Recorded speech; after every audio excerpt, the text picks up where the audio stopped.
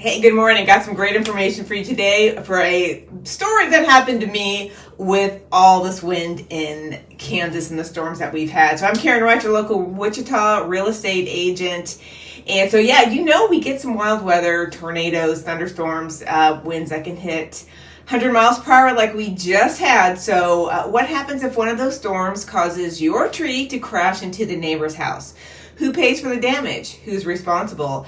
As homeowners or future homeowners, this is something you need to know to protect your property and avoid disputes. So let's break it down step by step in about the next 8 minutes. And this scenario, like I mentioned, just happened to me. I'm kind of at the end of it, but I'll tell you more as we go through the story. So picture this, stormy night in Wichita, winds howling at 100 miles per hour. You wake up to find your front yard tree has fallen and smashed into your neighbor's garage roof. Actually, you didn't notice this. They come and tell you later on in the day. In this case, as I mentioned, it's not hypothetical. Happened to me, just this past week during the 101 miles per hour, I think is what they came up with. Not only did that happen, but I also woke up when something slammed into my house. And of course, after investigation in the morning, when the wind had stopped, a tree in the backyard, very healthy tree, slammed into my house. Luckily, there was no damage. And of course, I wasn't even able to check until the morning because it was winding and howling. And it wasn't a good thing to go outside. So back to the hypothetical. So let's say it's a mess. Let's say shingles are everywhere. Your neighbor is understandably upset. So who's on the hook for repairs? Well, in Kansas, the answer depends on a few factors. The good news is, in most cases like this, it's not as complicated as it seems, since we're talking about a storm that is 100 miles an hour, which is considered an act of God, a legal term for natural events that are beyond your control, like in tornadoes, severe storms that we have here. So let's explore more of what this means for you and your neighbor. So in Wichita and throughout Kansas, the law generally states if it is a healthy tree that falls due to an extreme weather event, like I mentioned, 100 mile per hour winds, you as the tree's owner are not liable for the damage to your neighbor's house. Why? Because no one can control a storm. If your tree was in good shape, no obvious signs of disease, rot, or instability, Kansas court views this as an unavoidable accident.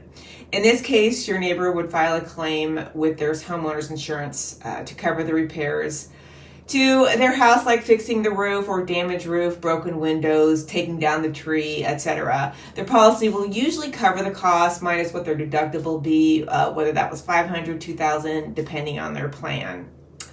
So now let's be clear. This applies to healthy trees. Mine was very healthy. It was even kind of hard to the tree limbs that fell down to cut. So it's got to be visibly dead, leaning dangerously, rotting, and you ignored it. Now that's a different story. We'll talk about that in a minute. But a storm with 100 miles per hour, like we often see in Kansas, are enough. A healthy tree falling is actually considered an act of nature, and your neighbor insurance would take the lead on that. And actually, the tree guy is the one that told me this.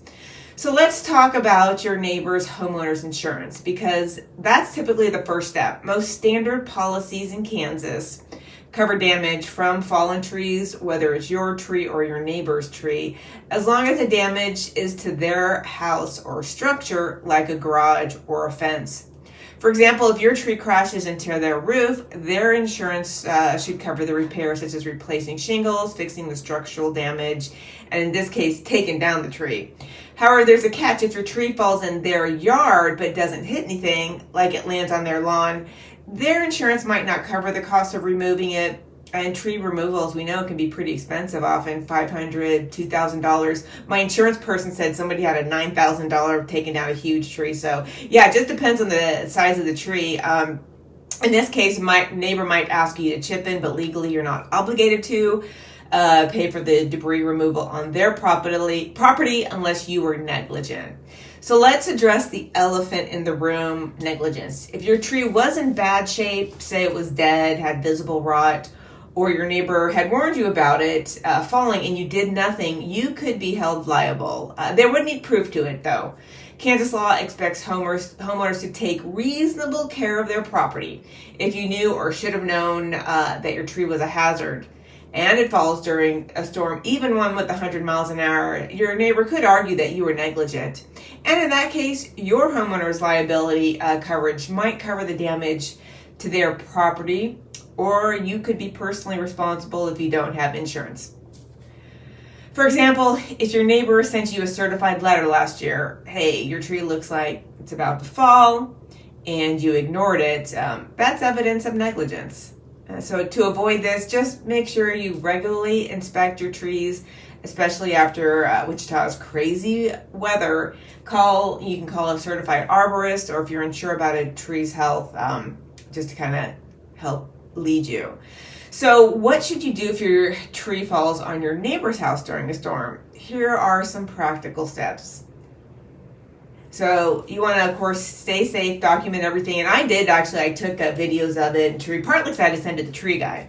Don't touch the tree. Leave it to the professionals. Take photos of the damage, the tree, and show its condition like it was healthy before the storm.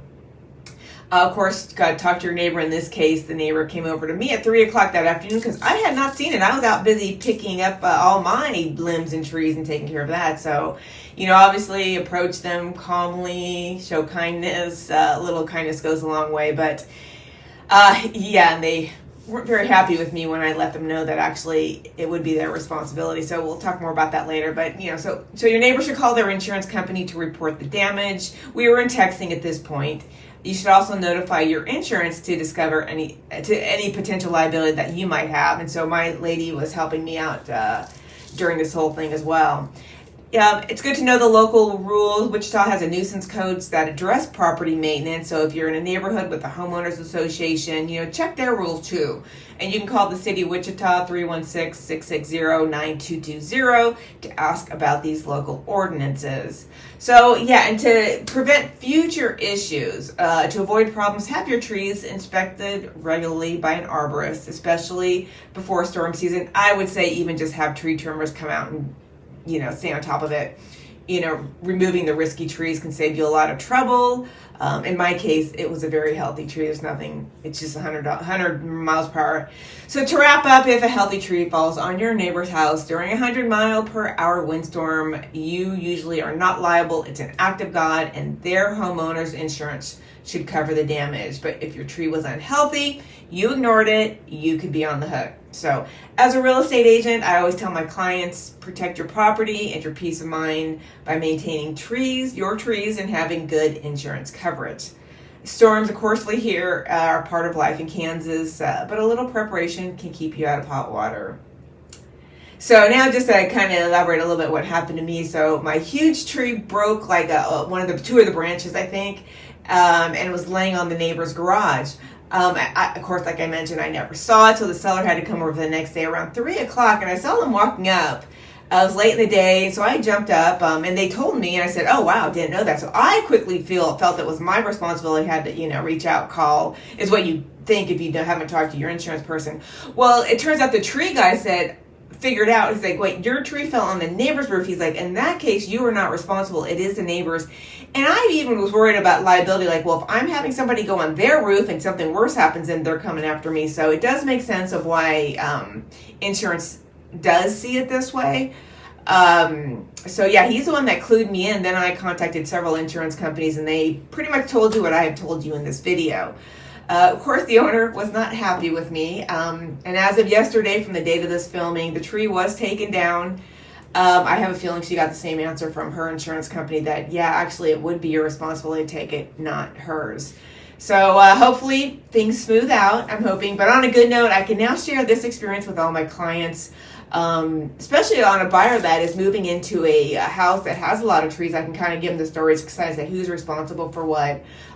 So that's the good silver lining out of this. But and the funny part, well, not funny, but when I contacted my insurance lady, she had just had a pole hit her in the middle of the freeway, one of those huge poles, so she was freaking out herself. It was a bad storm. So, and now, of course, thanks to Amazon, I have a tiny cordless saw that I need to learn how to work. And today I'm getting another, like a pruning trim saw delivered because they were out at Ace, and so so getting that today can ramp up more. Still have tons of trees and branches and from the back tree, the front tree, and everything. So still working on all that. But anyway, learned a great lesson from my clients. So let me know your stories below. Have you had anything happen like this? Would love to hear about it. And if you need any help navigating any of these questions about homeownership, give me a holler. All my contact information is listed in the description below. Thank you so much for watching. Happy house hunting. Have a great day.